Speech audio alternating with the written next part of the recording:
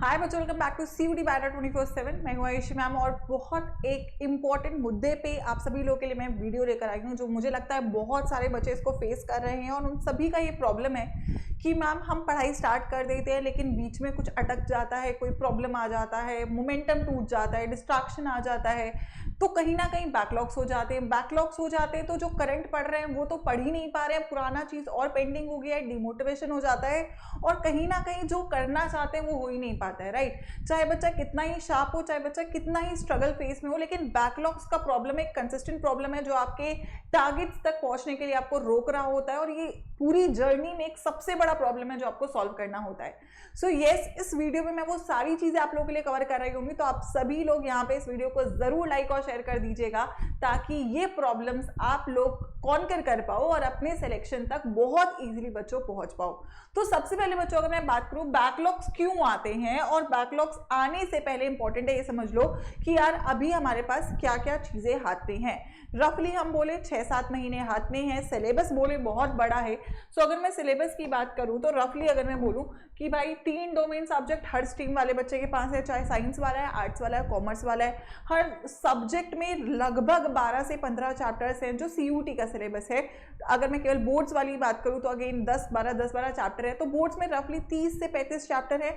लेकिन अगर मैं बात करूं आप सभी लोगों की CUET को लेकर, तो CUET में अगेन आपके 36 से 40 चैप्टर्स है जो तो मतलब करना ही करना है, जिसमें तो कोई आप चीज छोड़ ही नहीं सकते हो, जिसको आप कोई भी तरीके से इनकम्प्लीट नहीं कर सकते। और ऑब्वियसली ये बहुत ही कंसेप्चुअल बातें हैं, तो कंसेप्चुअल चीज को पढ़ने में टाइम भी लगता है। तो ये वो टॉपिक्स है जो आपका सबसे ज्यादा टाइम, सबसे ज्यादा एनर्जी ले रहे होंगे और जो मतलब इसमें कोई भी बैकअप ऑप्शन नहीं मिलने वाला है, चाहे मैं बोर्ड्स बोलूँ, CUET बोलूँ, करना ही करना है, राइट। तो ये एक तो पहली चीज तो ये है कि 6 महीने में ये तो करना है चैप्टर्स सब्जेक्ट वाइज। अब अगर मैं CUET की बात करूं तो फिर लैंग्वेज और GT आ जाता है, और ये लैंग्वेज और GT बहुत बड़ा है, ठीक है। अगर मैं बोलूं तो लगभग 30 टॉपिक दोनों में अपने अपने ही खुद के हो जाते हैं। GT में ये 3 सेक्शन है, क्वांट है, रीजनिंग है, GK है। GK अनलिमिटेड हो जाता है, फिर है ना स्टैटिक GK है, फिर उसका भी बहुत बड़ा कहानी है। तो बहुत सारी चीजें हैं पहली बात तो, इसलिए बैकलॉग्स आना लाजमी है। अगर नहीं आ रहा है तो तुम बहुत ज़्यादा अच्छी प्लानिंग के साथ पढ़ रहे हो, तुम शायद एक प्रॉपर बैच में पढ़ रहे हो गए, या हो सकता है तुम बहुत एक अच्छे मैनेज्ड स्टूडेंट हो अगर आप सब कुछ अच्छे से कर पा रहे हो। लेकिन अगर नहीं कर पा रहे हो तो डरना नहीं है, क्योंकि नॉर्मल है यार, ये होगा ही।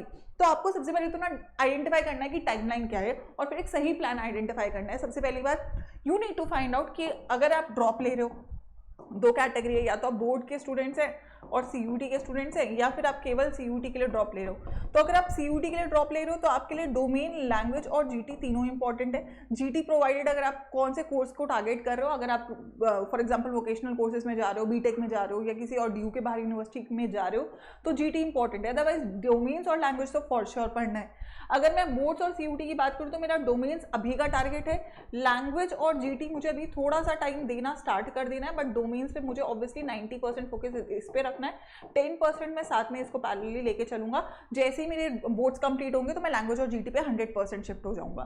तो पहली बात तो you need to find out कि आपका जोन क्या है ना। आई थिंक ये हर बच्चे को क्लियर होगा। लेकिन एक कॉमन जोन जो दोनों बच्चों में है वो है डोमेन्स, राइट। तो डोमेन्स तो तुमको दिसंबर तक करने ही है ना। अब दिसंबर तक मुझे लगभग 36 चैप्टर करने हैं, 36 to 40 चैप्टर्स है। 36 में 30 मिनिमम करना है, 40 का आंकड़ा टच कर दिया तो अमेजिंग बात हो जाएगी। और अगर मैं लैंग्वेज GT की बात करूँ तो मिनिमम 10-10 टॉपिक तो करने हैं, और अगर मैं ड्रॉप ले रहा हूँ तो मैं लगभग 20-25 टॉपिक तक जा सकता हूँ। एक तरफ मैं ब्रीफिंग तुम लोगों को दूँ तो अगर मैं बोलूँ जनरल टेस्ट की अगर मैं बात करूँ तो 4 सेक्शन में डिवाइडेड है सेक्शन। ये सारे क्वांट के टॉपिक्स है, स्क्रीनशॉट ले लीजिएगा। ये सारे क्वांट के टॉपिक्स है तो 25 टॉपिक इधर हो गए। फिर अगेन ये आपके रीजनिंग के टॉपिक्स है, 15 टॉपिक और 20 ये हो गए, तो लगभग कितना हो गया 25 और 20, तो आप 45 टॉपिक्स तो आपके GT के यही हो जाते हैं। एंड देन आपका GK GS के 15 टॉपिक ये रहे और 25 ये, तो मतलब जोड़ लोगे तो लगभग 60 टॉपिक्स हो गए। बहुत बड़ा सिलेबस है। अब ये सारा नहीं पढ़ना होता है, ये आपको सिलेक्टिवली पढ़ना पड़ेगा। अगर मैं CUET के पॉइंट ऑफ व्यू से बात करूँ तो जनरल टेस्ट एक चीज है जिसके लिए आपको हेल्प लगेगी, जो आप खुद से नहीं समझ सकते, क्योंकि GT एक ऐसी चीज है जो SSC में आ रही है, बैंकिंग में आ रही है, एंड यू कैन नॉट केवल रैंडमली यूट्यूब पे सर्च करके वो कर लो, है ना। तो इस दलदल में फंस गए तो डोमेन तो कर ही नहीं पाओगे, है ना। ऐसी लैंग्वेज की कहानी बोलूँ तो 3 सेक्शन है, ठीक है। 11 तो आपके ग्रामर के टॉपिक, 17 ये ग्रामर के टॉपिक है हमारे। उसके बाद अगर मैं बात करूँ तो उसके बाद वोकैब अनलिमिटेड है एंड देन आपका आरसीज भी अनलिमिटेड है, ठीक है। तो लैंग्वेज और जीटी के लिए यू वुड रिक्वायर हेल्प, है ना। अगर मैं लैंग्वेज जीटी पढ़ने बैठ जाऊँ और डोमेन्स ही छोड़ दूँ तो फिर तो प्रॉब्लम ही प्रॉब्लम है। लेकिन हाँ, मुझे पहली बात तो ना एक प्रॉपर स्ट्रैटेजी मेंटेन करनी पड़ेगी जिसमें मैं चीज़ों को सही समय पे उठा रहा हूँ और सही तरीके से इंप्लीमेंट कर रहा हूँ, राइट। डेफिनेटली हेल्प का जरूरत पड़ेगा, राइट। तो सबसे पहली बात, what would be the ma'am correct strategy, सबसे पहला पॉइंट। अगर मैं स्ट्रैटेजी की बात करूँ, स्मार्ट स्टडी इंपॉर्टेंट है, बैकलॉग्स है तो और भी इंपॉर्टेंट है, क्योंकि जो बच्चे सही से कर रहे हैं उनका काफ़ी हद तक कुछ सिलेबस हो गया होगा, आपका हो सकता है ना हो। तो आपको पहले बेसिक कंसेप्ट से स्टार्ट करना है। अगर मैं डोमेन्स की बात करूँ, आपको हमेशा लैंग्वेज जीटी से पहले डोमेन्स के तरफ जाना है, क्योंकि वो आपको आप जल्दी कर पाओगे, क्योंकि आपने 12th में पढ़ा हुआ है। जिन बच्चों ने ड्रॉप लिया हुआ है तो आप उनको इजीली कवर कर सकते हो, और अगर आप 12th के बच्चे हो तो आप वो करोगे तो आपको और कॉन्फिडेंस फील होगा, क्योंकि आपके बोर्ड्स में भी वो हेल्प कर रहा होगा, right. So always start with domains. अगर मैं बोलूँ कि आप सीयूटी एस्पिरेंट और आप केवल लैंग्वेज जीटी से स्टार्ट करो तो आप परेशान हो जाओगे, क्योंकि लैंग्वेज जीटी एक नई चीज़ है। कहीं ना कहीं कुछ ऐसा पढ़ो जो आपको पता हो, आप उसको जानते हो। तो always start with your domains and parallelly language GT उठाओ। लैंग्वेज जीटी स्लो स्टार्ट करो, पहले बेसिक टॉपिक्स, जैसे यहाँ पे भी आपकी रेगुलर यूट्यूब पे क्लासेस होती हैं, बेसिक्स को उठाओ और फिर प्रैक्टिस पे ज़्यादा फोकस करो, ठीक है। तो दिन का सही डिवाइडिंग बहुत इंपॉर्टेंट है। You need to start with the domains and then shift towards your language and GT, right. क्योंकि अगर मैं सातों चीज़ों को समय देने लगा तो आप भगवान नहीं हो कि आप सातों चीज़ों को समय दे सकते हो। आपको ये समझना पड़ेगा कि एक ह्यूमन की कैपेबिलिटी क्या है। आप पहले एक चीज़ कर सकते हो, फिर दूसरी चीज़ पे जाओगे, फिर तीसरी पे। मैं सोचूं मैं पूरा एक ही दिन में अगर मैं आइंस्टाइन बन जाऊंगा तो वो नहीं बन सकते हो, ठीक है। सेकेंड है टाइम मैनेजमेंट, बहुत इंपॉर्टेंट है। जैसे कि मैंने बोला मल्टीपल सब्जेक्ट्स है, you need to make a time table and time table should be according to you. अब तुम्हारा अगर सिलेबस 50% डोमेन्स का हो गया, 50% डोमेन्स का बाकी है, लैंग्वेज जीटी पेंडिंग है, तो अब आप लोग लैंग्वेज जीटी को थोड़ा और इंक्रीज करो अपनी लाइफ में, है ना। तो टाइम टेबल बनाना इंपॉर्टेंट है। अब ये टाइम टेबल ऐसा नहीं कि आप दीवार पे चिपका दो, आपको दिमाग में थोड़ी बात क्लियर होनी चाहिए कि 3 महीने हैं, अगर मेरे को 30 टॉपिक डोमेन्स के करने हैं और 10 मेरे को लैंग्वेज जीटी के करने हैं, तो टेक्निकली अगर मैं 50 टॉपिक्स करना चाहता हूं तो एक महीने में मैं लगभग 15 से 20 टॉपिक्स, तो 15 या मैं चलो 15 कर लो। तो अगर आप 2 से 3 महीने में जाओगे तो आप 15 करके सिलेबस को कंप्लीट कर सकते हो, ठीक है। Again you need to understand कि अब एक दिन एक चैप्टर को मुझे 3 से 4 या 5 दिन देने हैं, तो 5 दिन में मुझे अब 3 दिन में थ्योरी करना है, 2 दिन में प्रैक्टिस करना है, या 4 दिन में थ्योरी करना है, 1 दिन में प्रैक्टिस करना है। तो आपको अपने दिन डिवाइड करना पड़ेगा, घंटों के हिसाब से आपको चीज़ों को देना पड़ेगा। जहाँ डेफिनेटली खुद करोगे तो स्ट्रगल रहेगा, लेकिन हाँ अगर आप टीचर्स के साथ जुड़े हुए हो तो आपको एक बेसिक शेड्यूलिंग मिल जाएगा, देन एडिशनली थोड़ा वर्क ऑन करना पड़ेगा।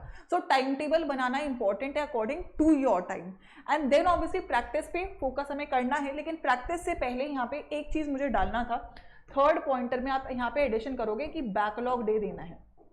अब जिन लोगों का बैकलॉग है, so you need to give yourself one backlog day, ठीक है। हफ्ते में एक दिन होगा वो, ठीक है, या फिर आप उसे एक बोल सकते हो बैकलॉग शेड्यूल, ठीक है। जिसका मतलब ये है कि आपका वीक में, ठीक है, वीक में ऐसा है कि आप 3 से 4 घंटा बैकलॉग को दे रहे हो, ठीक है।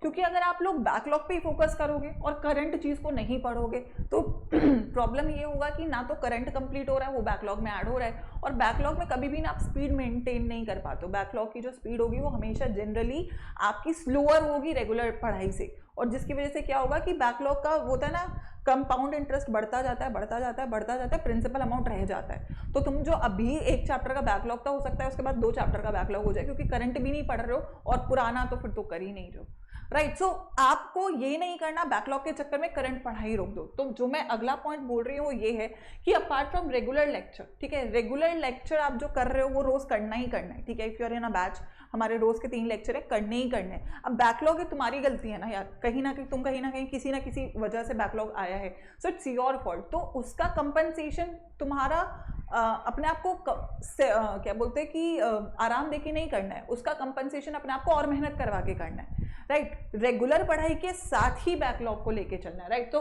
रेगुलर लेक्चर के अलावा पहले 2-3 घंटा आपका जो सेल्फ स्टडी का है वो आपको रखना है। केवल लेक्चर देख के कभी भी आप कोई एग्जाम क्रैक नहीं कर सकते हो, सेल्फ स्टडी बहुत इंपॉर्टेंट है।